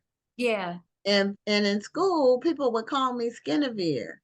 I mean, it was really, really hurt my feelings, Yeah. So I wrote that in my paper, and then my teacher put a note on the side, and she said, don't worry about this, because people pay billions of dollars to get to be your size.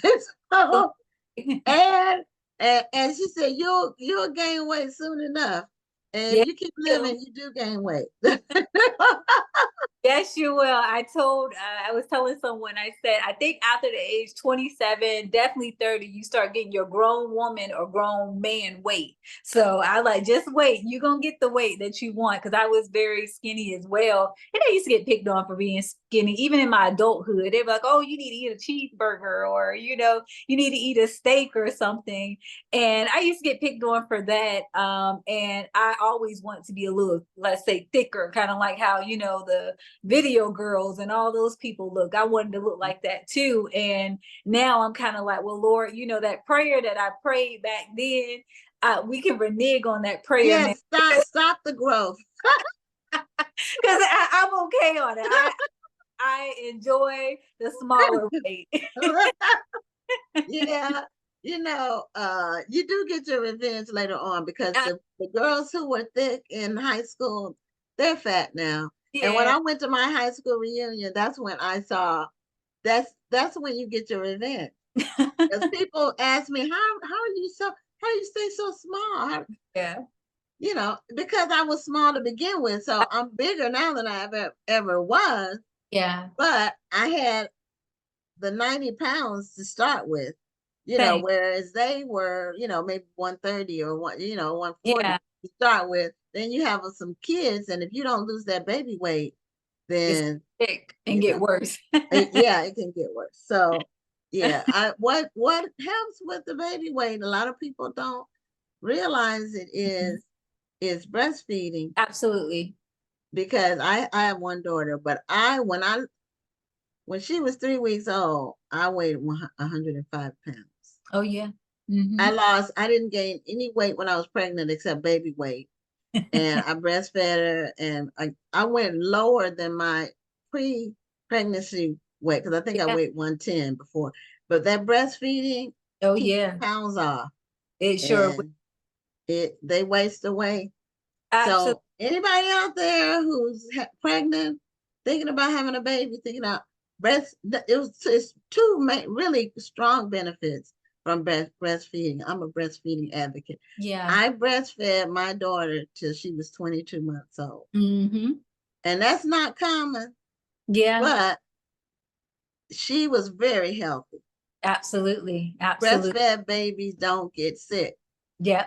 They're very healthy because those antibodies that you give them, and it's free. Your breast milk is free. It's the right temperature. It's always available. You can get them to sleep quick. You can put them down 5 minutes at the most. It's sleep. And you lose all those pounds. You don't gain weight. Now, after I stopped breastfeeding, my weight started steadily going up a little bit at a time, but it's been pretty steady for about 8 years. Yeah, definitely. Definitely, you know, working out and eating as healthy as you can, it will help you also your weight. So I would always recommend if any girl is small or any guy is small out there, you in your 20s or whatever, just wait. You gonna just wait. And grown man weight later on in life. You don't need any type of surgery. If that's your thing, you don't. Because those surgeries can be dangerous. Yeah, they can be, absolutely.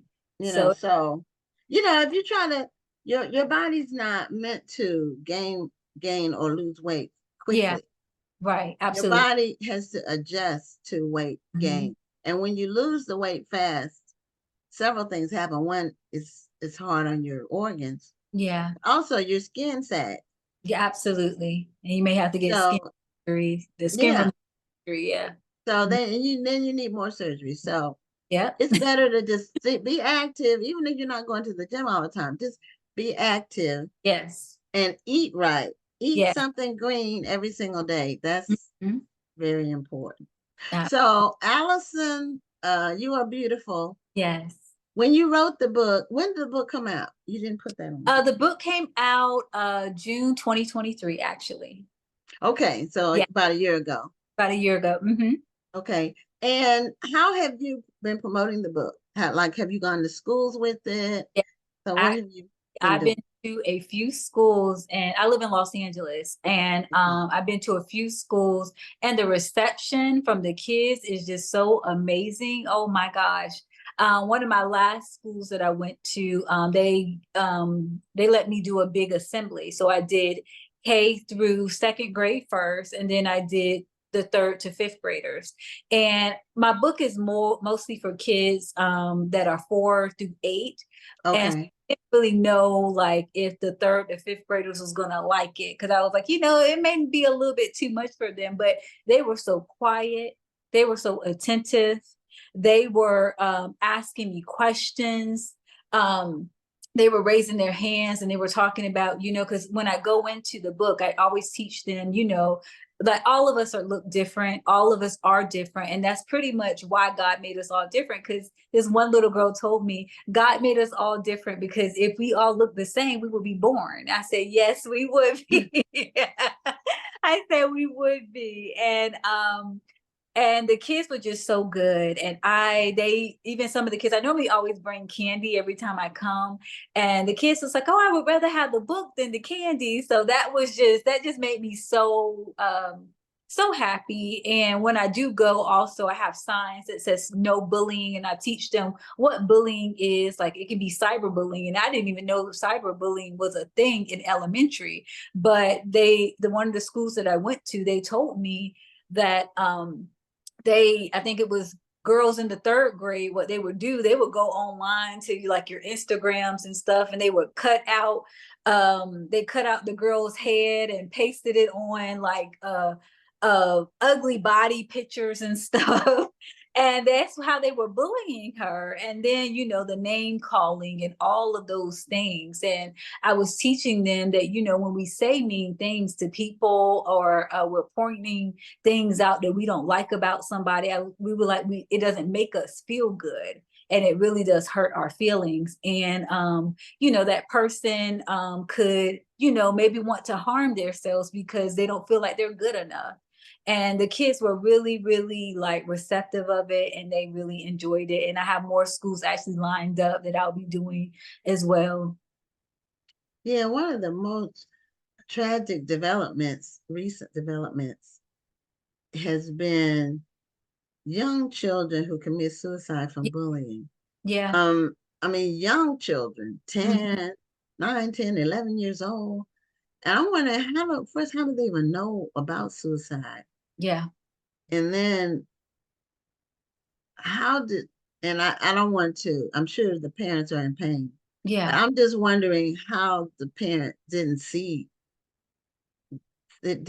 notice something happening with their child. I was listening to one story of a girl and her parents. They were like, especially when there's public school education, what I have learned is that whatever zone that you're in, that's pretty much the school that you're supposed to go to, unless you're able to, afford or get accepted at a private school or something of that nature. You're pretty much supposed to go to that school. And actually, the parents knew that she was getting picked on. She would tell them about it. And they talked to the principal, the parents, the teachers, everyone, and they tried to move her from the school, but it was just like going on deaf ears. And so the little girl finally got tired of the situation, and she decided to commit suicide. And one of the things too, I do know that sometimes parents don't know how to deal with their child being bullied. So my book also kind of serves as a tool as well to teach people or teach parents that, hey, this is pretty much how you can kind of talk to your child to figure out what's going on. And then I also have a lot of I am statements in there, like I am beautiful, I am brave, I am strong, I am good enough. Just little things like that for people to say until they actually believe it about themselves. Yeah, as a child, you don't realize that this too shall pass. Absolutely. You don't realize that next year this won't even be a thing, or it won't be important, or next month even. Right. The future is going to be different. You don't know that when you're a kid because you just know what you're dealing with right then. Yeah. That's why it's so important that parents, they talk to their kids about being bullied. If the child is coming to them, they're talking to them and they're trying to do what they can to get them also out the situation, because, people can only take so much. We have a lot of people who are stronger than others, and other people, they don't know how to deal with certain things. So it's very important for the parents to really talk to the child. I remember the saying back when I was in school, it was sticks and stones may break your bones, but words can never hurt me. And I said, that is such a lie. I rather would have the sticks and stones, because those word curses, when they stick to you, sometimes some people are still living on the word curses that people have said to them 20 or more years ago, and they can't really get past that word curse because they believe it so much about themselves. So when I teach the kids, I always teach them to be careful with their words, because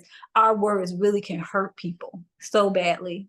Words can definitely hurt. That is an old saying. Yeah, but it's technically true as far as bruising or breaking bones, but that psychological hurt, yes, can be stronger and it's and longer lasting. Absolutely. It's hard to break if you don't have a strong foundation, or you don't really know who you are. If you don't know who you are, it's very hard to break word curses. And it can be from family members, it can be from students, it can be from anybody. And like literally, it can be so hard to break it. And I've been there where I have had word curses spoken, or words spoken about me, and literally I wouldn't be in the positions and have done a lot of the things that I have done if I allowed those things to stick on me.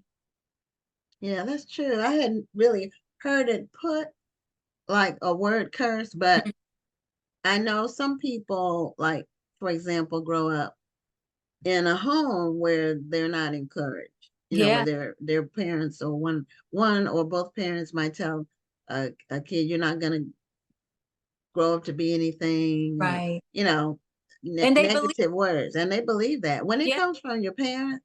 Yes, it hurts even more when it comes to your family. It comes so much more. And the thing about it is that your parents are pretty much your first example of the love of Christ. So it's pretty much, sometimes some people who have been damaged by their parents, they sometimes have a hard time even coming, to Christ, because that was their first example of what love was supposed to be. And yeah, it hurts. It hurts the most when it comes from your parents or it comes from your family. It hurts so badly. It does. And I'm fortunately I didn't have that experience. Yeah. We were encouraged at home. We were expected, we had very high expectations. Our parents did of us. So, and we wanted to meet their expectation. We were expected to move in their expectations. That's, because they didn't have the same opportunities, Absolutely. So when we had the opportunities, they expected us to do something with them, Yeah. and not disgrace the family. Absolutely. My dad was a pastor, so I'm a PK. Mine pastor was a pastor. Gwen, we supposed to be friends. And even Chesapeake, we might have been to your church, or something. I know when I was going, we used to visit churches a lot when I was growing up. Yeah. My family, the Archer family, is mostly at St. John's AME in Norfolk, Virginia. But my dad's church, he was mostly at St. Stephen's AME Church in Cape Charles. So on the eastern shore of Virginia is where his church was mostly at. Even though we were Chesapeake. Yeah, we were Baptists. But we did have services sometimes with AME churches. Oh, yeah.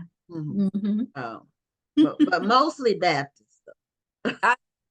And some Church of God in Christ, some of those. Yeah. The biggest one in Newport News was St. John's. Okay. Church of God in Christ. Yeah, I heard it too. Yeah, I never been there, but I definitely heard of the St. John's Church of God in Christ. Yeah. Yeah, they had an amazing choir, and we had a good choir, but the Kojic churches, it's something about them and the singing and their singers and the choir. I don't know what secret sauce they have, but they have some amazing singers. They were anointed. Still do. They still do anointed. I mean, a lot of the singers now came out of the Kojic church, the popular singers. Oh yeah. Of today, a lot of them are from the Kojic. So what are your plans for your book going forward? So my plans for my book, I'm actually in the process of writing another book. I'm going to make it also a series with the character as my main character. I still plan on going to more schools as well and to talk to them about anti-bullying, because I do know that this is something I'm seeing more children unfortunately harm themselves due to being bullied. And I just believe that the message in the book can literally change people's lives, whether it's the person who is bullied or the person who is doing the bullying. Because the person in my book who was doing the bullying, he apologizes to my main character, and he just said, I was just, making fun of you. I didn't know that it was hurting you.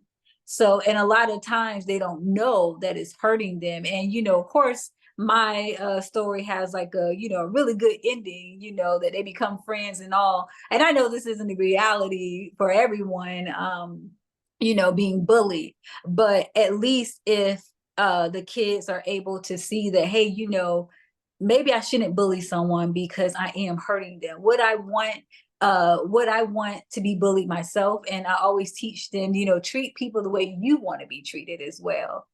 So definitely doing more school visits, which I love. And I also, my publishing company too, they're also going to be doing like a story time cartoon on the book as well. So yeah. Okay. Now, what do you think in terms of boys? Because this book, your main character was a girl. Yes. Are you planning to do one with boys as a I central am, but character? Have you thought about that?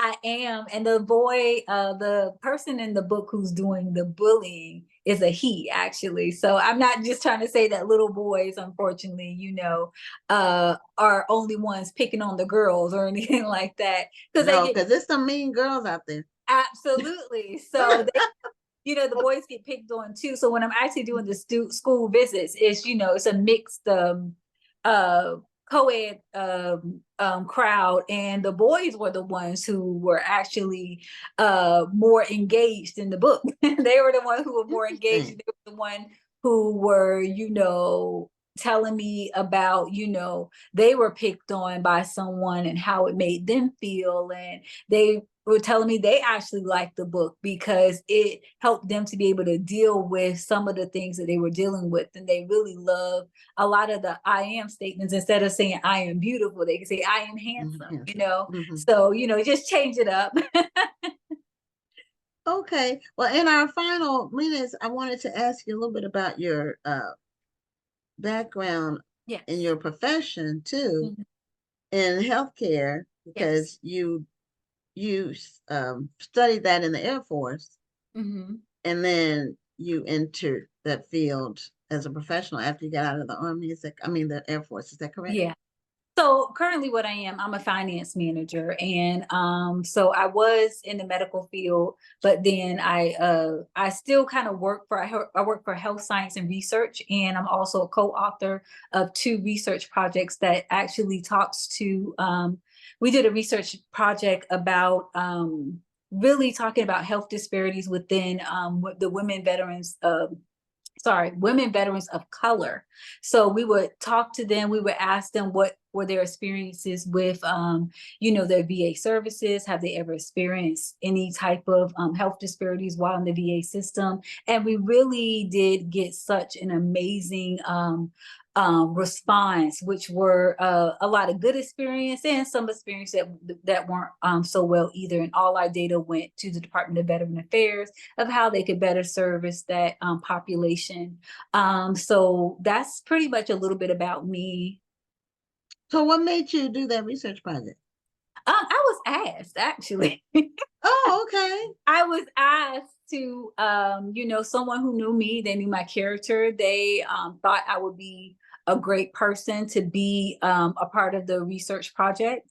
And I didn't know, I never done, researching before, but what they did, they wanted me to be one of the lead interviewers. So I was like actually leading the interview and leading the call. And literally they trained me. We went through about a 2-week training. They trained me how to do it or whatever. And I actually really, really enjoyed it. That's something that I really enjoy. And I was able to do 2, and I have 1 more that I'm going to be doing in the fall. That sounds like something for a master's program. Do you have a master's degree that you said? Yeah. It's the kind of thing that people do in a master's program. Absolutely, yes. Mm-hmm. Okay. But well, what were you going to say? No, I just said I enjoyed it. Mm-hmm. Oh, okay. Well, hopefully that information is passed along to the powers that be and the decision makers in the Defense Department. So, and veterans, so that they can address whatever disparities there are. Because what's the ratio of males to females in the service? Do you know? I don't know. Overall. I don't know really off the top of my head, but I do know that there are way more men, of course, than females, and it's been that way over time. It was most the original field, and then the women, we started saying, hey, we want to be in too. So and that's literally what happened. But yeah, you're starting to see that there's starting to be more women of different races that's coming in, because at first you saw mostly Black female, or you would see mostly Caucasian females, then you would start to see more Black females, and you started to see Hispanic, Asian, and so on, so on. So you're starting to see more women of all races in the military. Okay. Well, Erika, show us your book cover one more time as we close. Allison, And you're beautiful. Allison, you're beautiful. And And it's available online, everywhere It's online. located on all major publishing platforms, your Walmart, your Target, your Okay. Amazon, Barnes and Nobles. Okay. Type it in and you'll find it. And leave me a good review. I would love, love, love it. Thank you so much. Okay. Well, thank you for being a guest on Black Authors Matter TV, and continued success with your book and your profession. Thank you so much, Gwen. You have a wonderful day. Okay. You too. Bye. Well, everybody, that is the end of this week's show. We are only a little bit more than 2 weeks away from the 2024 National Black Book Festival, and we hope to see all of you, or as many of you who can, there. I'm Gwen Richardson, your host for tonight, and we will see you next Tuesday on another episode of Black Authors Matter TV. Thank you for tuning in, and join us next Tuesday at 7 p.m. Central, 8 p.m. Eastern for another edition of Black Authors Matter TV.